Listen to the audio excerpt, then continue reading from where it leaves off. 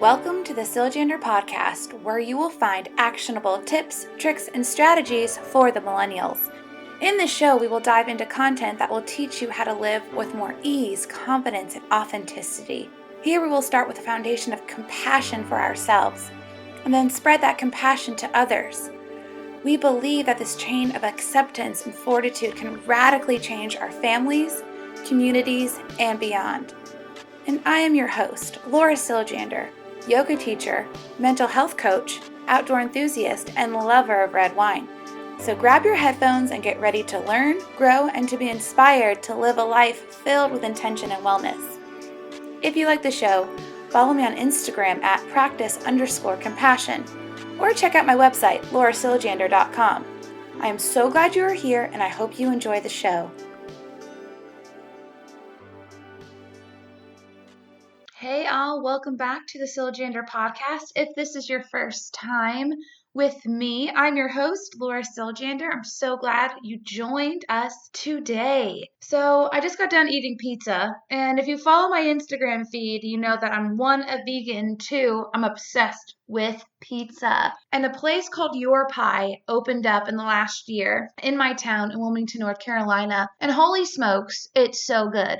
Whether you are a carnivore or vegan, they have something for you. Obviously, this podcast is not sponsored by them. I'm just putting in a plug. If you have a Your Pie around your town, or if you're in a city where there is a Your Pie, you should stop by and check it out. You can add any topping you can dream to it. You can choose a gluten-free crust, a whole wheat crust, and every topping imaginable. It is so fun. And if you are the pizza obsessed lover like I am, you probably will not be disappointed. Okay, that's Your Pie. Go get your pizza. It's so good. I think I'm on a pizza high. Is that a thing? I don't know. Let's make it a thing. Let's talk about a topic that is near and dear to my heart, and something that I have made the theme of my yoga classes, and that is forgiveness. And not just forgiveness, but how to maybe coexist or get over when someone has hurt you, who has hurt your family, or hurt someone that you care about, or just annoys you. This could be a roommate that gets on your nerves, a coworker that has a lot of ego issues. This could be someone who has profoundly hurt you. I think most of us, unfortunately, have felt that profound pain that's experienced when our trust is betrayed or things of that nature. I think it's safe to say that anger is insidious. I feel like when we hold on to anger, it hurts us in the end. It's heavy, it's ugly, and it brings out a side of us that we're probably not proud of. And I am extremely guilty of this too. And I have been working for this past month to face someone who has hurt me and my family in ways that I thought I could never come back from. But life occurs and I have to be around this person. So how can you be in the same room as someone who you want to scream at, rip their eyeballs out? I don't know. See how anger brings out something really negative in us? So I want to talk to you about how to not have it take over, or different techniques that you can implement to almost try to forgive that person, not for them, but for you. So you can let go of that anger, so you can shed that weight. This initial thought came to me when I was actually practicing on my mat, and my yoga teacher opened up with this really sweet message of love knows the way and follow your heart and love is always the answer. And I was like, you know what? I like the sound of that, but I don't know if I agree. Because if you think about it, have you ever been in a really bad relationship where you love that person, but they are just not good for you, to say it kindly? Maybe they are abusive, or gosh, there's so many things that can go on in a relationship. And that feeling of when your heart loves a person, but your head knows that they're bad for you. And now you're in this internal struggle. So when she was saying things like, love, follow your heart, love, love, love, I'm like, okay, that's nice, but I don't know if I agree with this. But there's a person that I'm struggling with, and I need to learn maybe not how to love them, but to at least how to coexist with them. And then it got me thinking again. I started practicing the next day on my mat, and the yoga teacher, a different one, started talking about how we are all connected. And I was like, well, isn't that nice too? I'm like, wow, am I jaded? Like the day before, I'm like, well, love isn't enough. And now I'm sitting here saying, we are connected. What do I do with that? That's such a big topic. We are all connected. Like, what am I supposed to do with this? How am I supposed to feel connected to someone who hurt me so profoundly? And this is when I got into this realization. When I started moving my body, breathing deeply, these ideas started just clogging my brain. So let's go back. We're working on forgiveness. We've got to be around someone that we cannot stand, we do not like, and maybe they hurt us. But we are all connected. We are all living on this planet. So then I started thinking actually about heartache and heartbreak. And I've never had a divorce. And to think about when someone goes through that heartbreak, when someone maybe was married, that moment when you look down at your left ring finger and you slide the ring off of your finger. Like, what a profound human experience that is. What an experience that so many people around the world have gone through. Now I can start to connect people together. Hear me out again. We've all been hurt before. Someone has hurt our feelings. They've offended us. We've offended people on accident or maybe on purpose when we weren't using good judgment. We've all felt that hurt. So that can connect me to someone that they have gone through a similar experience that I have. On the flip side, I feel like most of us have experienced love and what that feels like to actually have someone that you're really interested in touch you for the first time. They grab your hand and you feel it all over your body. Most of us have experienced that. So this person next to me who I don't know has experienced heartache like me. They've experienced love like me. So maybe they aren't so different after all, right? This person, this nameless, faceless person that I probably won't remember, who I don't feel connected to at all, has gone through some intense emotions that I can totally relate to. Do you see where I'm going with this? We are connected. I just needed it to be broken down on a micro scale, not such a macro scale. We have gone through such similar experiences, whether we like the person or not.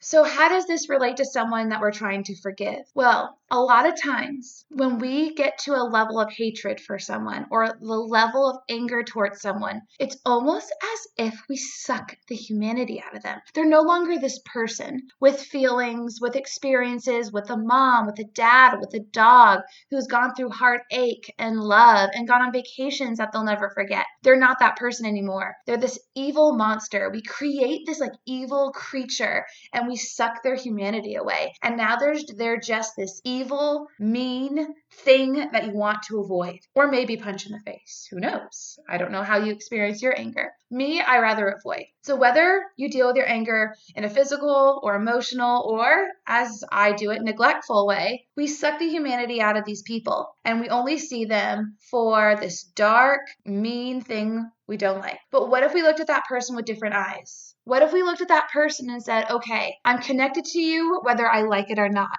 but I can find some connections and shared experiences. I'm not saying that I forgive you for what you've done or I've forgotten what you've done, but I can at least put the humanity back into that person because it is a person, not just an evil creature that we've created. If you don't have anyone in your life that resonates with you like this, then God bless. That is fantastic. Right now, if you could relate to it, we're pretty polar opposites when it comes to political views. And a lot of times, Democrats, Republicans, wherever you lie, maybe somewhere in between, are pointing fingers at one another. So perhaps maybe some of your frustration, anger can be directed more towards politics or maybe other figures in pop star realms, religious realms. Perhaps it's somewhere there where you have just felt anger towards someone in a position of power. And maybe they deserve it. Maybe they did something wrong that you don't agree with. But there's also, so if you don't have anyone in your life directly that you're dealing with, maybe it could be someone like that.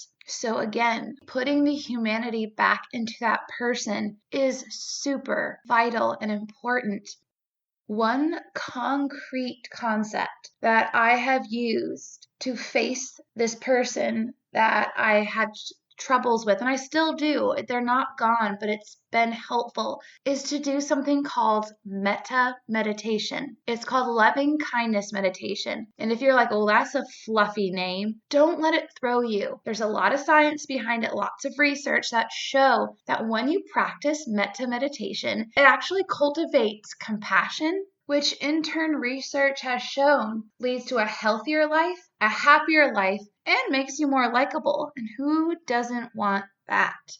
Metta meditation is also not too challenging, and you can do it almost anywhere at any time. Ideally, not when you're driving or when you're in the middle of a presentation, but if you're alone in your office, if you're sitting in your car before you're driving, in your bedroom, in your living room, before you go to bed, this is a really easy technique to utilize. If you're like, oof, meditation, I'm not very good at that. Well, meditation is like a muscle. The more you exercise it, the easier it becomes. And to be honest, this is one of the first meditations that I like to provide my students because it is one of the easier meditations. Because instead of sitting there and trying to think about nothing, which is not exactly what meditation is, I'm at least giving you something to focus on and to repeat in your mind. So it's almost a more accessible way to meditate or to start meditating. So it only will take maybe a few minutes, and let's try it together. If you're driving, I wouldn't do this, but maybe before you go to bed tonight, if you find yourself, your mind is racing, or this person comes to mind who you're trying to let go of, maybe give this meditation, this metta meditation, a try. So of course, with meditation, you want to be somewhere that you're comfortable. I have found that it's easier for me to do it when I'm sitting rather than lying down, but whatever way is more comfortable for you, meditation is different for everyone. I would recommend going somewhere where it's a little bit more quiet and where you're free from a million distractions, just to start off with. I like to start my meditations by taking some deep breaths. So I'll inhale for 3 seconds, exhale for 3 seconds. Or if you've listened to the podcast in the past, we've done the inhale for 4 seconds, exhale for 6 seconds. And I'll go through a few cycles of this before I start my metta meditation. And so I'm sitting down, I'm sitting up nice and tall, my shoulders are rolled back, I feel comfortable, and I start to breathe. And then in my mind, I picture myself sitting there. And then what I'll do is repeat this in my mind. May I be safe. May I be happy. May I be healthy. Next step is to picture someone that you don't really know very well. Maybe it's the person who served you coffee. Maybe it's just someone you went to class with, but you don't really know your name. And then you picture them in your mind's eye. What do they look like to you? And then repeat the same thing. May you be safe. May you be happy. May you be healthy. And now time for the hard part. You picture the person who you either don't like or has hurt you, or the person that we've been talking about. And research shows that you don't have to actually believe what you're saying. It still cultivates compassion. So what you're going to do, it's hard, I know, but you will picture that person in your mind. And in your mind, you're going to say, may you be safe. May you be happy. May you be healthy. I know it's very hard, and sometimes I have to take deep breaths between each thing that I repeat in my mind, but give it a try. And I'll go through the cycle twice, and I'll do it multiple times a week, and you'll be surprised about the compassion it cultivates. It's super interesting and super simple. It's a few minutes a day, and you don't even have to believe it. That person who I talked about that really hurt me and my family in ways that I thought I would never come back from. Like I said, I don't think I'm still over it. I'm definitely not, but I'm at least able to coexist around that person and not freak out, which to me is leaps and bounds from where I was before I started this practice. And it also takes the weight off. So again, number one, just to summarize, is that we are all connected. We have these shared human experiences of buying our first home or getting into college, or on a less privileged scale, some of us have gotten the phone call of so-and-so passed away, or that heartache. You all have these shared experiences. So the person sitting next to you or the person you can't stand is connected to you because actually they know a little bit about what you're going through, whether you think they do or not. They do. We all share these human experiences. And number 2, try this metta meditation. Just try it a few times and see how it goes. If you want more on meditation, reach out to me on my Instagram, practice_compassion, and then I will give you some more meditations. If you want to learn more about mindfulness, or if you have any other topics that you want me to share about and give you some tips and strategies on, please reach out to me. Thank you so much for listening, and I will talk to you next week. Remember, practice compassion, y'all. Oh, one more thing. Like, subscribe, tell your friends. And if you need any one-on-one mental health coaching on any of the topics I've covered, just go to my website. Shameless plugs.